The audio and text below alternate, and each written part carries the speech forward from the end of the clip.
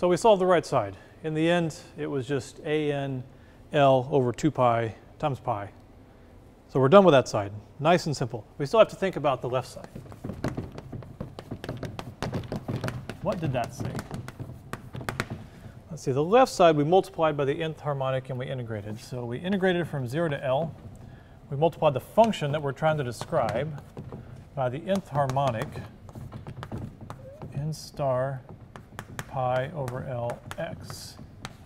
And we integrated. And we now know that the right side is now simple, an L over 2 pi, and that whole cosine part ended up just being pi once we applied L'Hopital's rule. So really then, if you're just writing the answers out, the pi's cancel. It's really just an times L over 2. And really there's nothing to do to the left side. This is what you use to solve for the an's, right? Because this is all known, right? This is the known function. This is the thing we're trying to describe that we're given. And this is just a harmonic. We know the sine function. And these are the Fourier amplitudes, they're sometimes called.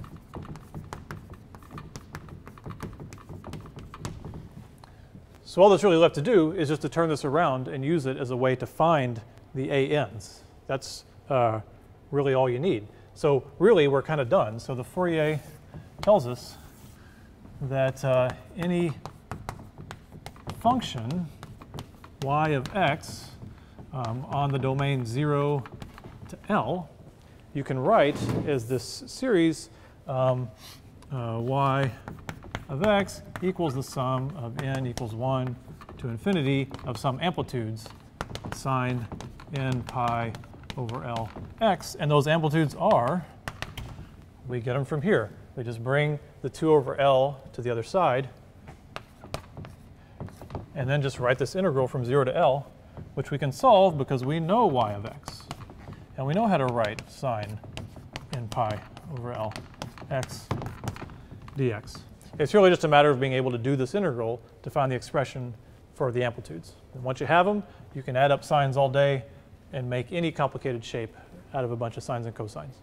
So that's the answer. That's how Fourier series works. So now we'll do a few examples to make sure you believe me.